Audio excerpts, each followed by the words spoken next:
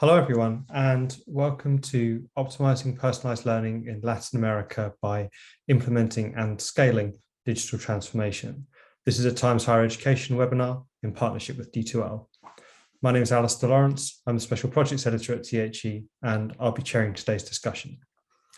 Please note that a recording of today's discussion will be available on demand, along with a summary article on the Times Higher Education website, should you wish to revisit this discussion or share it on social media or with colleagues. I'm delighted today to be joined by a panel of experts from academia and industry. I'll allow them to introduce themselves in turn. So I'd like to start with Petson Theodorovic, who is Regional Director at Brazil for D2l. Petson, could you like to tell us a little bit about your work and how you work with universities in the region? Thank you, Alistair.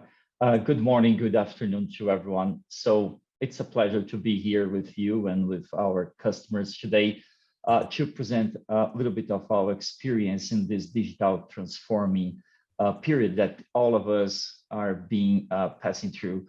So I'm the regional director for Brazil region, and with my partner, Carolina Rivas, we are going to support the presentation for our customers today. About D2l, a little bit about D2l for who is not aware of. D2l is a global innovation company that helps organizations reshape the future of education and work.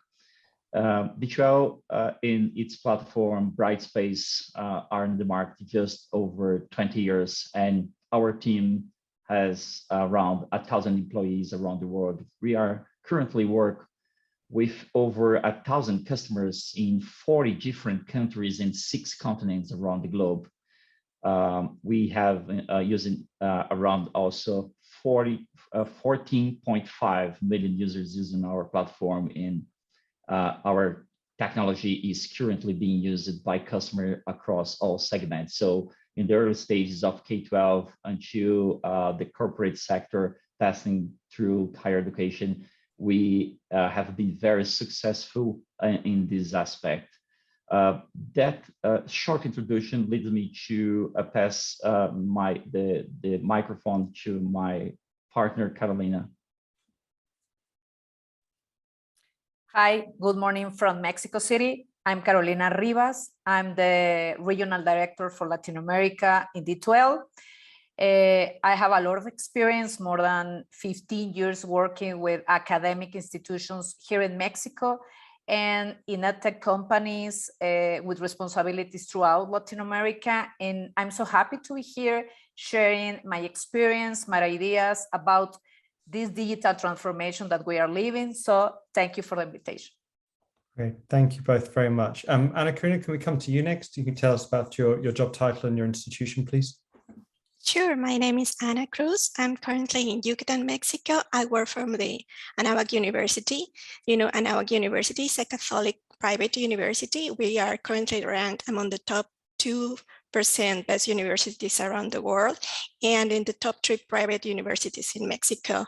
In addition to being one of the 5 universities with the best employability in the country, we are looking forward to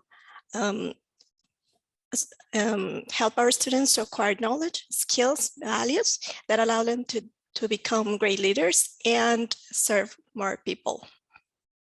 Excellent, thank you very much. Diego? Oh, you're on mute, I'm afraid. That's okay. Okay, far away. It always happens, so. Yeah, so always get it out of the way, it's fine. So, good morning, good evening, wherever you are. I hope you have a great day. I'm Diego Mazo. I'm the principal or president of CEIPA Business School in Colombia, South America. We have been working with online education and face-to-face for more than 20 years, and very happy to share our ideas with all of you. Our institution is well known for innovation in higher education. So I'm prepared entrepreneurships and in undergraduate and graduate studies. Excellent, thank you very much, Diego. And last but not least, Marcel. Hello, my name is Marcel Gama. I'm from Brazil. We are here near the big city of São Paulo. I am the director of FECAFI University. We have online and offline higher education here. We have more or less 8,000 students right now, and we try to do a very good job at teaching and learning process with low-income students here. Nice to meet you all. Excellent. Thank you, Master. And thank you to everyone for joining us in the audience today. Those of you in the audience will be able to put questions to the panel throughout the hour using the chat box provided. We'll try to answer as many as possible of these questions during the closing 5 or 10 minutes of the webinar discussion. As I mentioned, today's discussion is partly informed by a recent worldwide survey by D2l of about 5,000 university staff. We'll mention some of its key findings as they relate to the points for discussion. And among them today is that COVID-19 has proved a catalyst for digital transformation throughout higher education in Latin America, but the survey results and the research conducted by D2l shows that implementing digital transformation in universities largely predates the pandemic, with some LATAM institutions working on their digital transformation strategies since before 2015. So we'll be talking a little bit about that, and also about the challenges that universities still face, and what has gone well, and what knowledge we could share to promote best practice. A full report of the survey, published as an ebook, will be sent to everyone in attendance after this event. So with that, I'd like to begin by asking the panel, how can closer collaboration with students help improve digital teaching and learning? There were some key findings from the university response, from the survey responses, excuse me, saying that incorporating a mixture of face-to-face and online learning can help create new opportunities for collaboration and more flexible curriculum. Diego, could you tell us a little bit about how digital learning is working at your institution, and how perhaps it's starting to change, if you can go back to teaching a mix of in-person and online now? Yeah, absolutely. What we did a couple of years ago is to change our curriculum and to be more interdisciplinary curriculum. So we don't teach marketing, finance, or human resources like a separate subjects. We try to do the new curriculum facing challenges from the real companies. So it's a learning by doing model based on project-based learning. And this helps a lot the integration in digital environments, because the students and the teachers can collaborate with the students and are like a mentor, more than the traditional of way that teachers, the work that teachers do in every classroom. So these tools, digital tools, and this new methodology that we are using at SEIPA, it helps a lot to continue the conversations, because sometimes the time is not enough.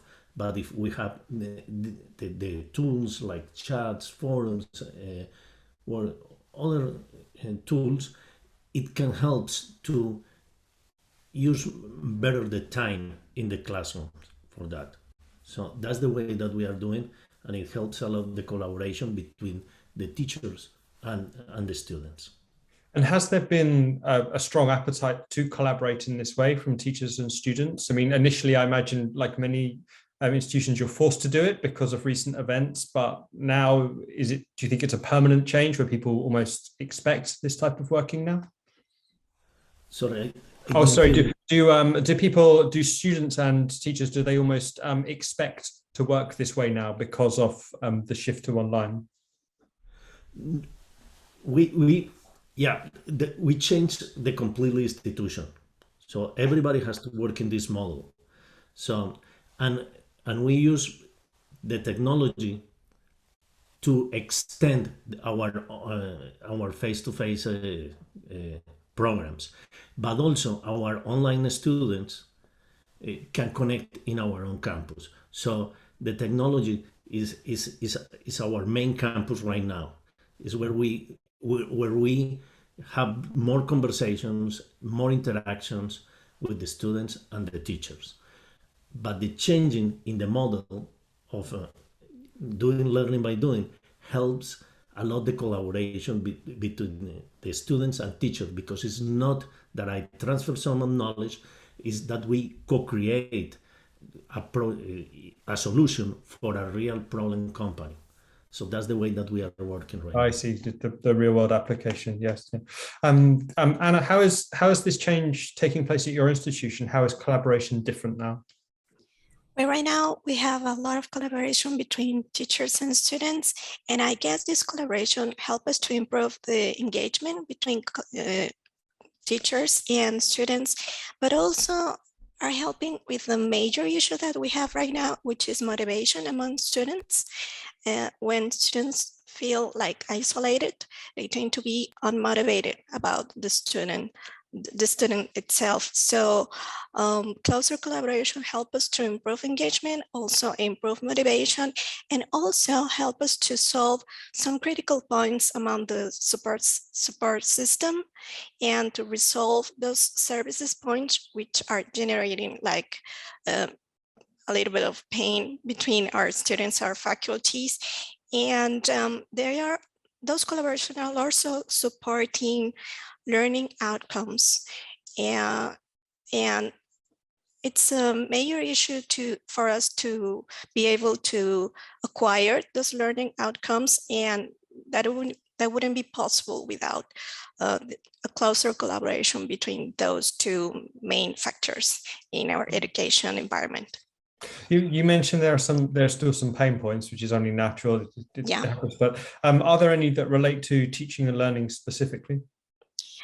They're related to teacher and learning because we needed to change in order to address this COVID environment. And suddenly students are changing the way they are managing their own student. And also teachers were forced to change the way they teach. And they're also changing right now because we moved from in-person to distance education to hybrid education. And those changes required a lot of effort from our faculty. So there are some pain points on every major change in education. Also, education is not a space where we are like open to change, and this time we were forced to change in order to survive. Yes, it's a period of adjustment for everyone. Yeah. Marcel, can you tell us a little bit about your role and how and the difference that you've observed in the way that students are being included, or way that staff and students are collaborating now? Okay, since we had this pandemic of COVID, we went 100% online. We started using some tools for web conferencing to teach our students. And what we did here to approach our students and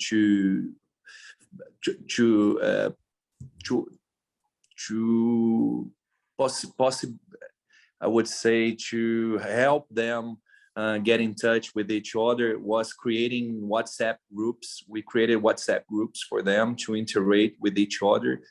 That was very important, mainly for our new students here in Brazil.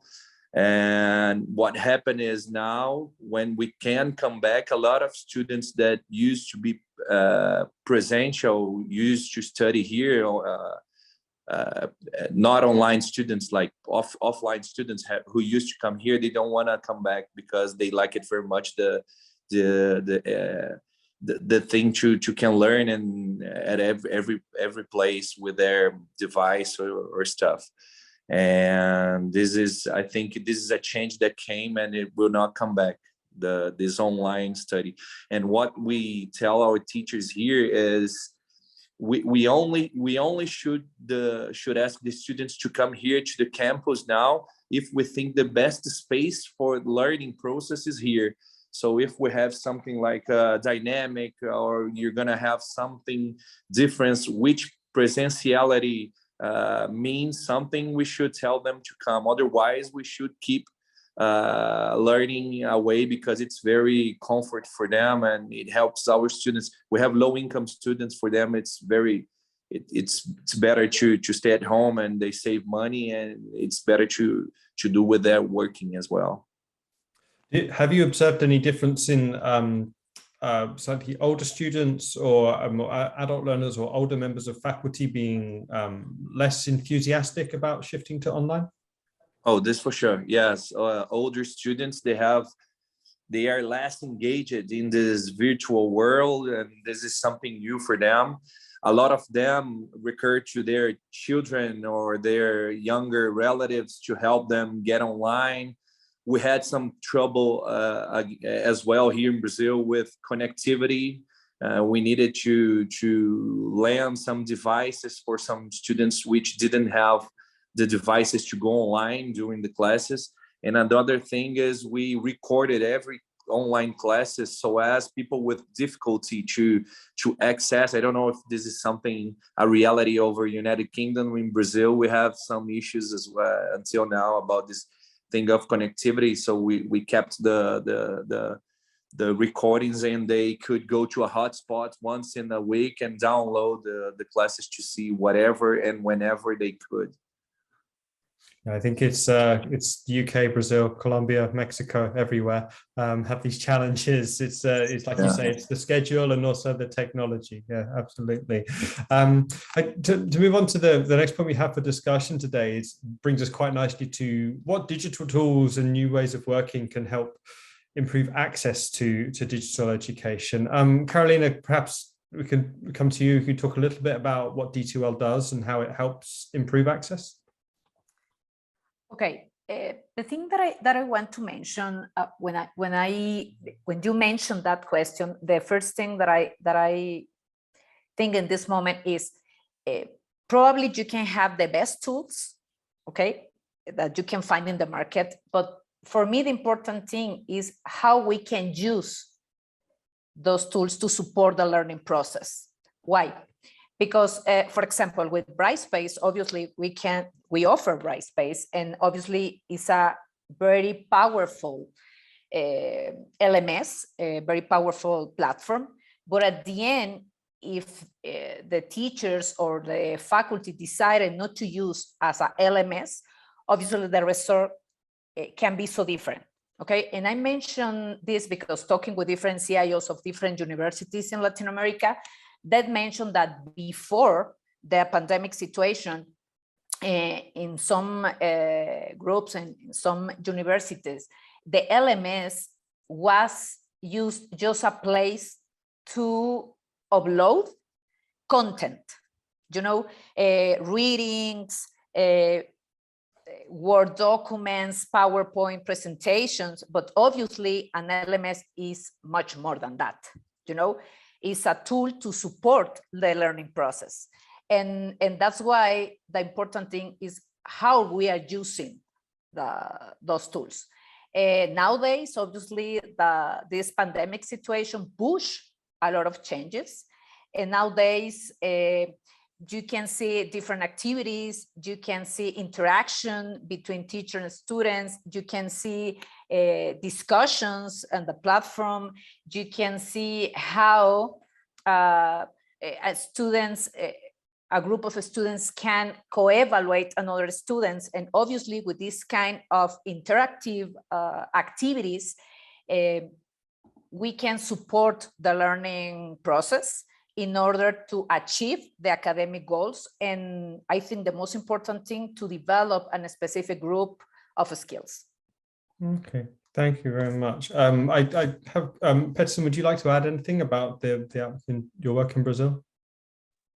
Yeah, absolutely. I think that more recently, when we were compelled to this new digital transformation, I think that we expedite many of our dreams as institutions owners of make the transformation, because it's not an easy way.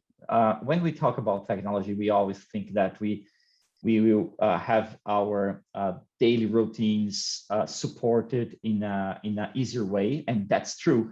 But until we get this maturity, as Ana Lopez and Cruz just said, we have a long way to address some blockers, some issues that come into the path naturally, as prepared the faculty members, as just one example, not mentioning all the infrastructure and other things. But when we surpass all these blockers, we can see a blue ocean ahead of us in terms of pedagogical methodology. For instance, we can work in competence-based model. We can work in active model for classrooms, allowing the students to interact with each other.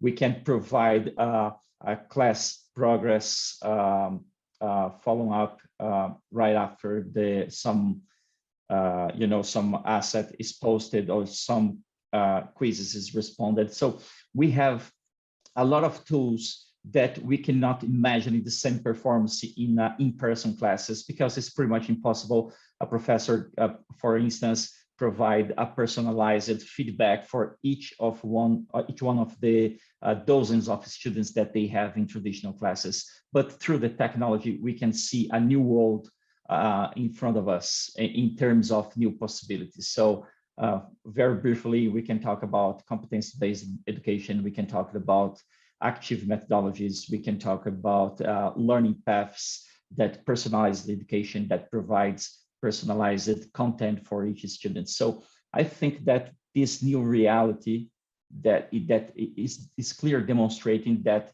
this transformation comes to stay. And although we have everyone here, every country has its own particularities, we need to focus on the solutions and the outcomes that it can provide to us, not the difficulties to implement, but the outcomes that we can collect.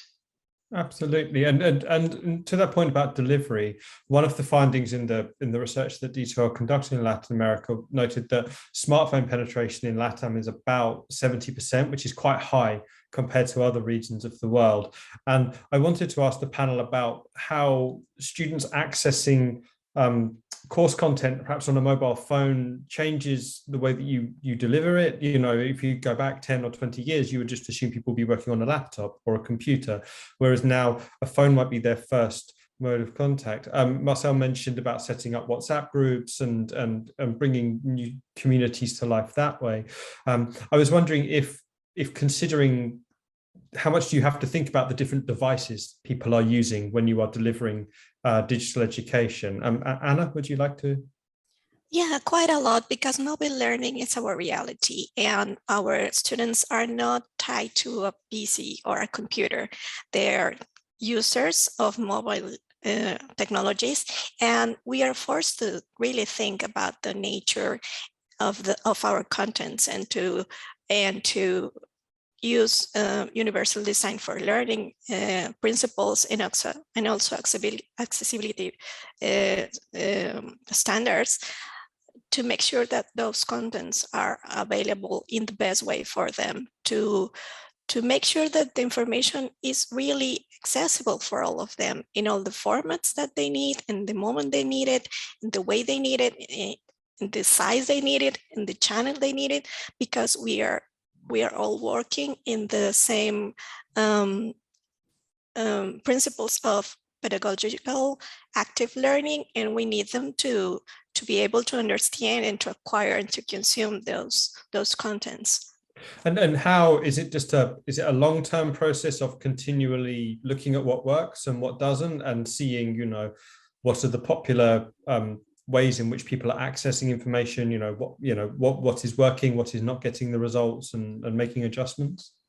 So we're focusing on training faculty to make sure that they can select in a better way their content and to produce better content. And we also reaching our students to wonder and like measuring the way that they're consuming and their satisfaction, and to know if we are doing a good job. So our main focus is to work on training on the faculty, because they're not used to address those issues. They're not used to select their contents based on accessibility or universal design learning or anything but the background information on what they naturally know. Okay, thank you.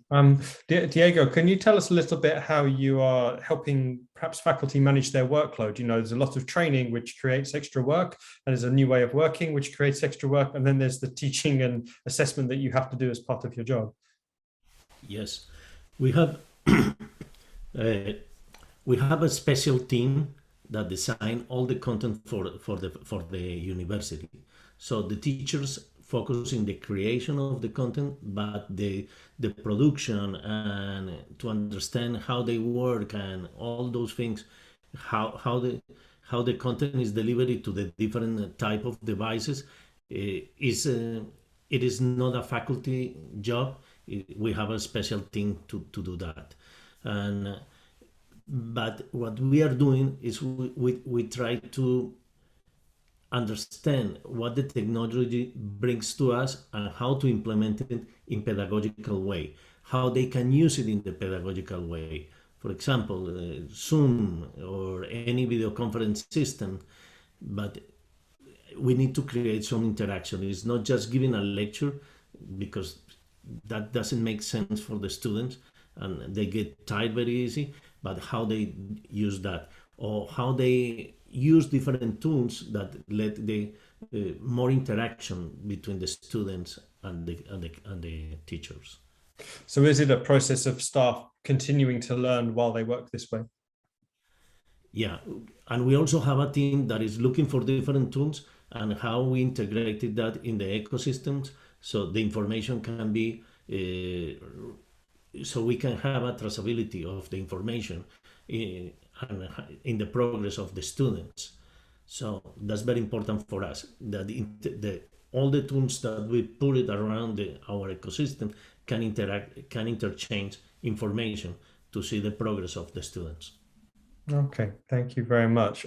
Marcel, to that point, can you tell us about how information is being gathered at your institution and how it's being used to help enhance teaching and learning?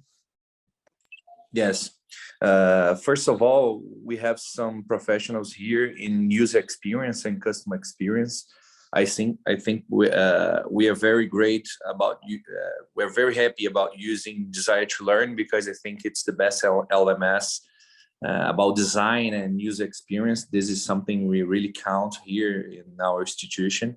It should be simple, easy, and clean for the student to do their classes. If it's difficult and if it's something not very intuitive, it's a very big barrier for the youth nowadays.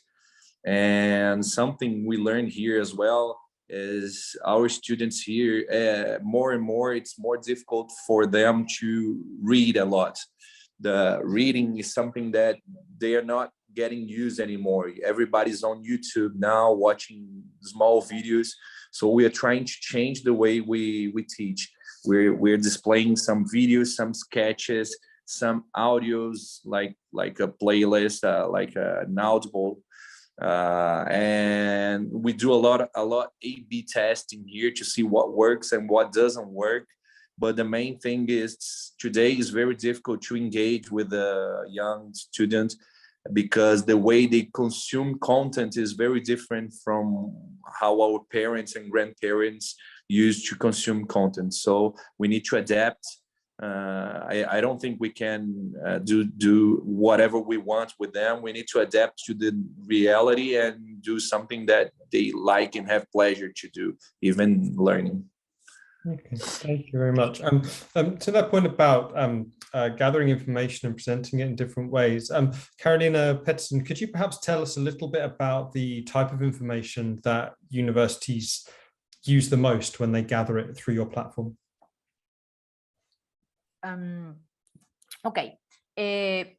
Obviously, the information that they need is how is the advance of the students to the course, okay? Because at the end, they are receiving a specific content and they have specific activities in order to achieve the different academic goals.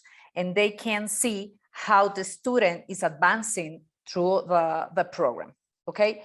And the other is how long time they are using, for example, to finish a specific activity or to do a specific,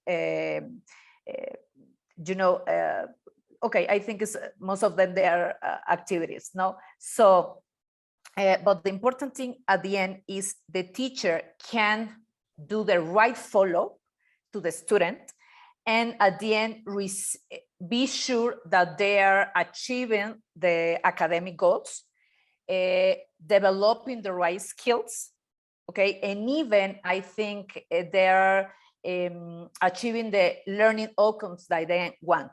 Okay, I think it is part of the information that they receive with Brightspace. Okay, I completely agree. And just complement it very quickly. On top of that, it's important to mention that when we are thinking about personalized education, which is a trend for all of us here, because it's part of this new modern world, students are demanding more personalized content, personalized path of learning. We cannot just thinking about how we deliver content. We must think in firstly, which type and how is being the progress according to each student profile. So I think that this is the most valuable outcome that we have been asking for, and this is important part of the core of our platform, to provide multiple types of inputs to the faculty members, but also to the administrators of each institutions, because personalized the teaching learning process is the desired outcome. But previously, you need to understand what would be the most effective way before delivering a personalized program. So such type of information is core of our platform and is always well received for our customers as part of this. And can this information be used to help universities identify people that under an old system might drop out or might be unhappy or might be struggling with their workload? Absolutely. I can let the customers talk by themselves, but just to give you a spoiler here, our platform can provide a predictive analysis with a high level of efficiency that allow the institutions to work proactively ahead of the time, any kind of risk of dropout. But I will let Anna and Diego and Marcel talk a little bit more about that. Okay, yeah. Anna, please, if you. Yeah, totally. One of the main pains in our institution, especially private education institutions, is desertion. If we lose students, we lose our presence in the market, and we are in a hazard to survive. So we need to make sure that our students are going well. And right now, every single student has a set of specific needs that we need to know before something bad happened, because of the anxiety surrounded their environments and ever-changing environment. Their needs are changing constantly, and we need to make sure that we know what's going on with everyone, and we need those data to intervene in a better way, in being more proactive, being there on time, having the right response, adapting not only content, but activities and quizzes and the rhythm and also the level, even making changes into the learning outcomes that we have previously set on each course, and making big decisions to adapt ourselves, making students to persevere, and also having to think about the way that we are going to accompany those needs with another support systems regarding as coaching and mentoring, supporting our students, because we need them to be good, and we need them to be healthy, and we need them to be motivated, and also faculty, because faculty is our main concern right now, because we cannot lose our faculty. We cannot break them. We cannot make them feel like in crisis themselves. So we also need to not only train them, but to foster their care and accompany them, and also have data about them. And this is something that we need to make sure. Data, it is not only available about the use of the students, but in the LMS and D2l LMS, we also have data about the the faculty members. And it is also critical for us to look at them and to know what's going on with them, and to intervene also to foster and to make sure that they are also okay. Okay, thank you very much. I have a related question to Diego, partly due to one of the survey findings about video assessment, and whether this is something that can be introduced to help people be assessed in different ways, which perhaps helps them perform better academically, and also give your staff and teachers a chance to innovate and assess people in a different way. From the research findings that we have, there's a fairly low uptake of video assessment in Colombia. It's about 27% at the moment out of the people that we spoke to. Is this something that your institution does? Are there any sort of benefits or problems that you're particularly aware of? Yeah, in our case, the video assessment is very important, because the way that we teach learning by doing, they need to present the results, what they find, the solution.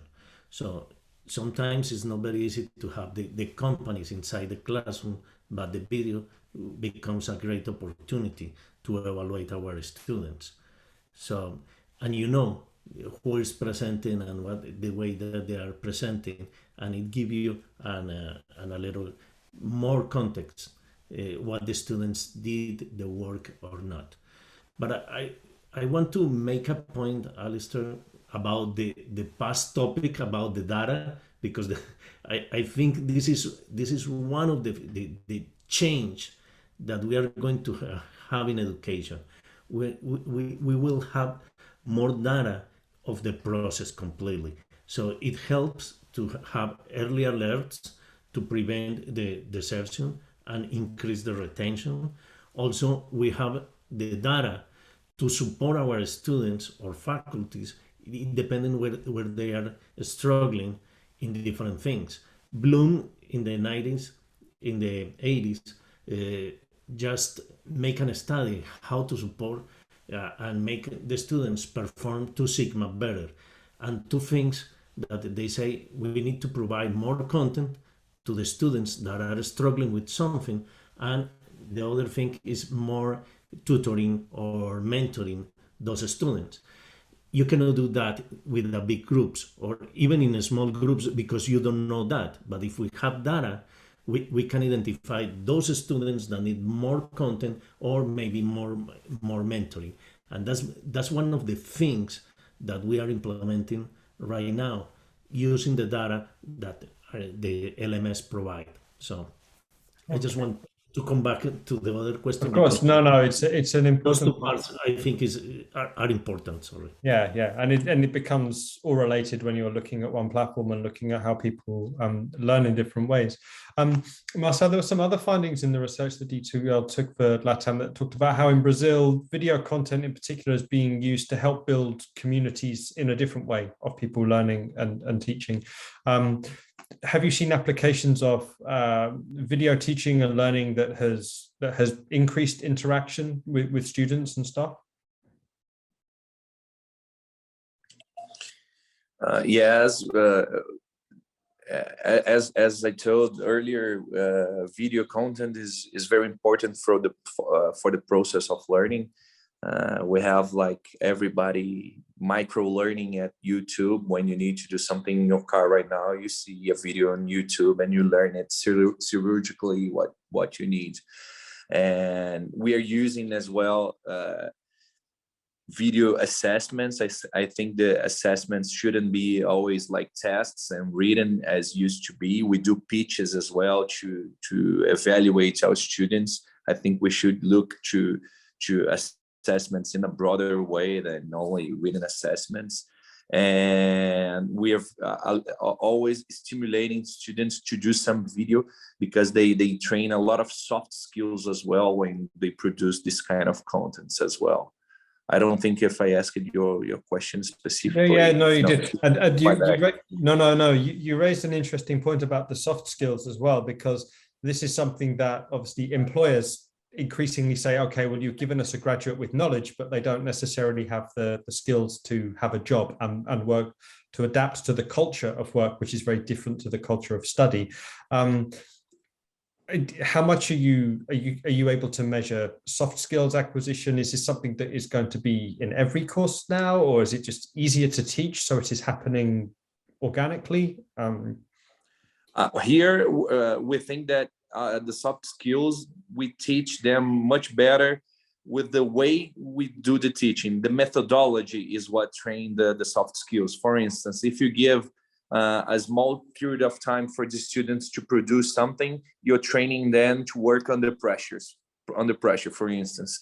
So everybody used to think only about hard skills and to learn some hard skills, but nowadays it's much more important to learn the soft skills than the hard skills, actually. Okay. And Anna, do you have any insights about how soft skills are being taught at your institution? Are they part of the curricula for knowledge subjects? Are they taught separately? Are they assessed differently? How does it work? Yes, soft skills is part of our curriculum throughout all of the courses, but we have a specific learning outcomes regarding those competencies, and we tend to measure the amount of the students that they are acquire them, but not only soft skills, because they are like in the core of our curriculum, but also executive skills. Right now we have a deficit on the way that our students behave toward the environment. They are lacking of executive functions. They don't know how to have an agenda, or to how to work in a project, or how to read. And their attention span is critical in the minimum. So we address those issues in the same way. Soft skills, but also executive skills are in the core of the curriculum on every course, and they have specific learning outcomes set for each course, even if the course is, I don't know, math or chemistry or accounting. Okay, thank you very much. To that point, I was wondering, we spoke a little bit earlier about how perhaps older learners find it harder to adapt to using digital skills. Is it surprising that maybe some older learners also lack the soft skills that you think they might have acquired in the workplace when they come back and learn a different way? Is there a need to educate everybody with soft skills, or is it particularly younger students? You know, older people tend to be more mature, and when you have a mature person, you have a more complete person, and then they tend to have more soft skill developed than younger people. Younger people right now are like teenagers. They are not quite mature right now, and this lack of maturity tends to have those lacks of soft skills. And it's I think in Mexico it's a challenge regarding to young people, because older people tend to have those soft skills developed through their everyday interaction and their working and their professions. But younger people, they don't have the right environment to develop them. So we have to think about it and make sure that we put them in the experiences, in the learning experience that provoke them to develop those skills that are needed. Okay, so for older learners, is it more a case of perhaps if they lack soft skills, it's lack the knowledge? They lack digital skills, okay, but they don't lack soft skills. Oh, they can work in a group. They can be responsible for themselves. They can meet a time, an hour, and they can pay attention. Those are things that we're lacking on the younger people. Okay, and have the panel had any? Sorry, Diego, I'll come to you one second. Have the panel had any experience of whether older learners and younger learners can be put together in group work so they can help each other this way? Yes. Okay. Thank you. Diego, please go ahead. Yeah. No, I want to say that the educational system, the K-12 educational system in Colombia is based on rote memorization. So it's not for development skills. When they arrive to the university, you put in working in a groups and doing a project, it has a lot of problems starting doing that, because they want, okay, are the teacher going to give me a lecture and I answer the questions, or no, we are not going to lecture. We are going to put in asking you questions. We are going to put you to think, to analyze, to synthesize, or create some new solutions. And that's one of the problems that I think in Latin America is very common, that our system are more based in rote memorization than development skills. And I think is one of the challenges that we have. And we see it in the difference between the adult and young students. When we combine them, it can be work. It helps the maturity students, helps the younger students to understand how they work and things like that. Okay, yeah, and I suppose it replicates what the workplace is like. You know, you have people with different ages, different capabilities, different skills. Yeah. Absolutely. Okay.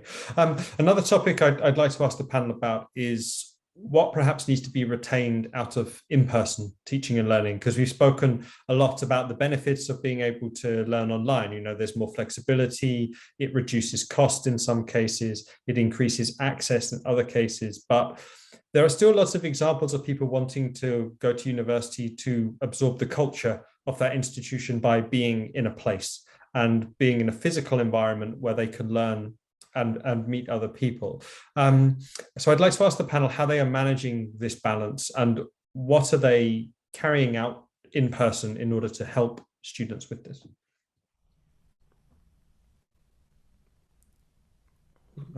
Marcel, Can please.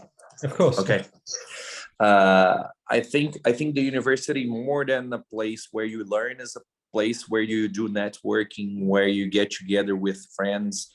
So I think the in-person classes have a social function,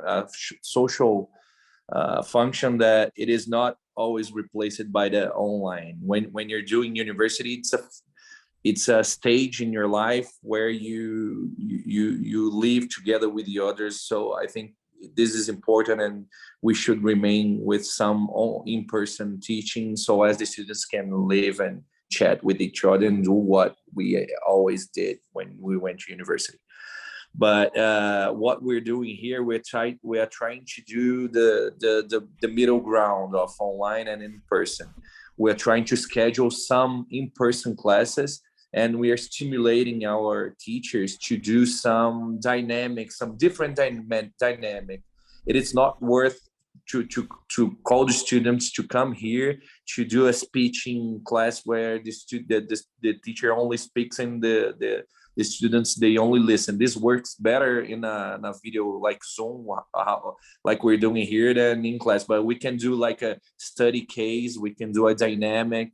So we're trying to put some active learning happening when they come in person here. Okay, thank you. Diego, what is this like at your institution? Yeah, we have a similar situation like Marcel described it. Some of our students, they don't want to come to the university to just attend a class. They want to go to socialize, to interchange ideas, to share some experience with them, especially the young kids. Maybe the more mature alums, they just want to use efficient the time, but when they want to come, they want to have a different experience in our campus, and that's what we are finding right now. Some of our students are saying, okay, it's possible to continue doing online learning. Can I go when I want? So we have to move to a hybrid model, and thanks to all digital tools, we can give the opportunity to they have the university in the pocket. That's what I try to say to all of our services. They have to be in the pocket of our students with the digital tools. Okay. It was quite a frequently cited trend when the lockdown was for everyone that attendance to lectures was higher than it's ever been, because you don't have to travel as far in the morning. You can get out of bed an hour later, but the biggest problem was that people missed the social interactions, the clubs, the societies. There wasn't the same appetite to do that online. That's correct. Yeah. Okay. As we've got about 10 minutes left. So as I say, thank you everyone for joining us in the audience today. If you do have any questions for the panels, please put it in the Zoom box and we will ask the panel. We'll try and get through them. If not, there's one final point that we wanted to discuss, which is what further support is needed for staff and students to improve digital skills within the academic community. We've talked a lot about the short-term measures, the task force, the different teams, the training that is available. Carolina Pettersson, perhaps I can ask you, what are the general trends you are seeing throughout the region of, what needs to be done to help build for the future? Okay, I think that one of the main points, talking with different vice rectors, presidents of universities, is training, training, and training. Okay, because sometimes we believe that the teachers know to do all the things, and obviously with the pandemic situation, we can live a drastic situation, a crisis, okay? And sometimes we believe that with one training session or two training sessions, we are solving the problem. And I think it's not correct. We need a complete, a constant training, mainly for the faculty, okay? But sometimes even for the students, because as we know, we can find different learning styles in the students, different intelligence, and that's why it's important to be sure that they have the right knowledge and the right training to do the right things, and for me, the key point is training, but not just one or two separate sessions, like more like a real program, complete program, and even do the right follow-up after the training in order to be sure that all the academic community, they are understanding the things in the right way, or they're using the tools in the right way in order to achieve the academic goals, in order to be sure that the students are developing the right skills. But for me, the key factor, and I listen a lot, the same answer is training, training, and again, training. Okay, thank you, Carolina. So Diego, please go ahead, and Pettersson will come to you after. I just want to ask our D2l executives that we have here, that maybe a good idea is to develop a little chatbot for assist the teachers. Sometimes the teacher has a lot of just routine questions, where I can find this, where will be the next quiz, the next assignment. So if we can have a chatbot in the classroom, like a teacher assistant, for that could be a very nice idea. And I know that right now it's very easy to do it for them, because they have all the technology, all the developers and things like that.